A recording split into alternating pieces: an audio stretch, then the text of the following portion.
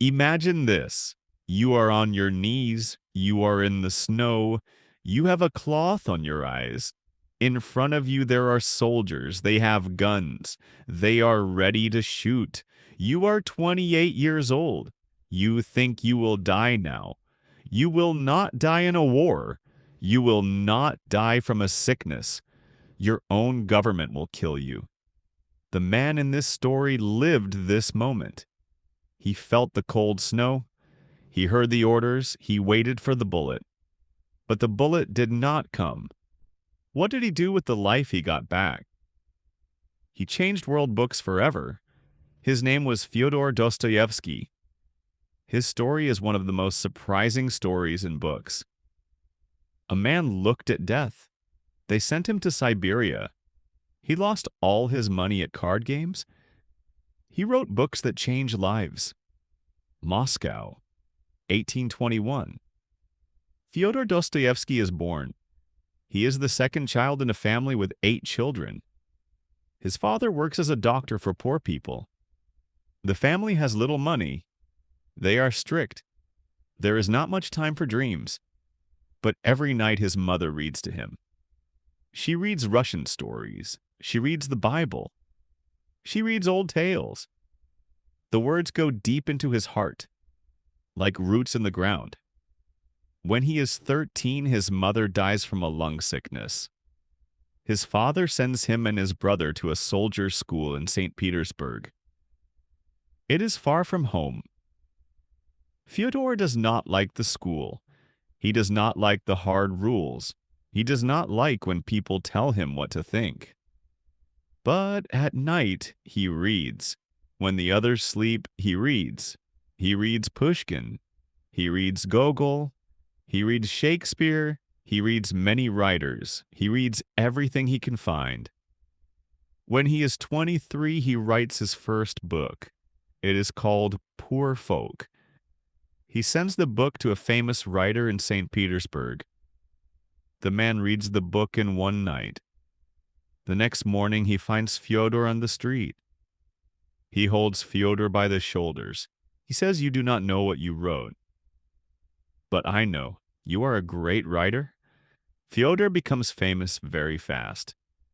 People in St. Petersburg invite him to many places, but he is not happy with only fame. He feels pain for poor people. He feels pain for unfair things. He joins a secret group. They talk about freedom and equal rights for all people. In Russia at that time, this is very dangerous. It is against the Tsar. In April 1849, the police come at night. They take Fyodor from his bed at 4 o'clock in the morning. He stays in prison for 8 months. They ask him many questions. It is dark. He waits. In December 1849, they take him outside. It is snowing. They are on a big field. They read the punishment. They say he must die by guns. They tie him to a post. They cover his eyes.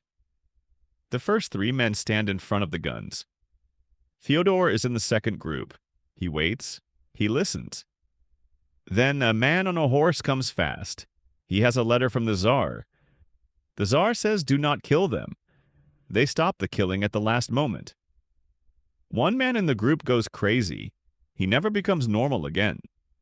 Fyodor stands still. He looks at the sky. He feels something he cannot say with words. Every second after this is a gift. Life is very special. You cannot count how special it is. They send him to Siberia.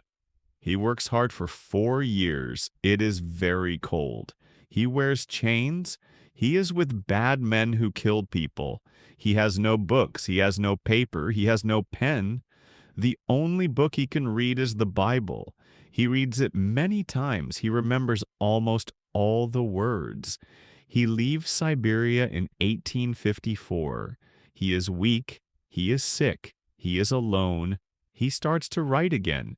He does not write about happy things. He writes about pain.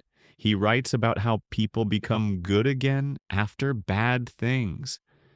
He writes about what happens in the heart when life is very hard. He writes crime and punishment. He writes The Idiot, he writes Demons, he writes The Brothers Karamazov. These books help people understand the human mind better, but life is still not easy for him. He plays card games with money too much. He cannot stop. It is a big problem. He loses his clothes, he loses his furniture, he loses his money for rent, he loses even his wedding rings. He loses everything many times. He writes letters to book companies. He asks for money before he writes the books. He lives with very little money almost all his life. People who want money follow him everywhere. He moves from one cheap room to another cheap room. But every night he writes by candlelight. The room is very cold. Writing is the only place where life makes sense to him. He finishes The Brothers Karamazov in 1880. Many people say it is the best book ever written. He dies a few months later. It is January 1881. He is 59 years old. At his funeral, many thousands of people come on the streets. They come to say goodbye. They do not come for a president. They do not come for a general. They come for a man who wrote about pain in a true way. People see themselves in his books. A famous thinker said, Dostoevsky is the only person who studies the mind that I learned from. Another thinker said, The Brothers Karamazov is the best book in the world. A great scientist kept his books next to his bed. He read them every year. Even today, more than 140 years after he died, people still read his books. People still study them. His books still changed lives. A man who waited for a bullet in the snow wrote books that will live forever. Now I want to speak to you. Think about this story. A man lost everything. He lost his freedom. He lost his health. He lost his money. He lost his peace. But in all this pain he chose to create. He did not create because it was easy. He did not create because he had good conditions. He created because something inside him could not be taken away. He had a voice. He had something true to say. Now I ask you, what is inside you that nobody can take? What do you carry in your heart through hard times? Through failures? Through moments when you want to stop? Do not let it die. Dostoevsky stood in front of guns and kept it alive. You can do the same. Your pain is not for nothing. It can become something good. It can become the thing you build with. Siberia became his books. The moment with the guns became his wisdom. Dostoevsky stood in the snow on his knees. Then he stood up. He wrote, The world is better because of him. Now it is your turn.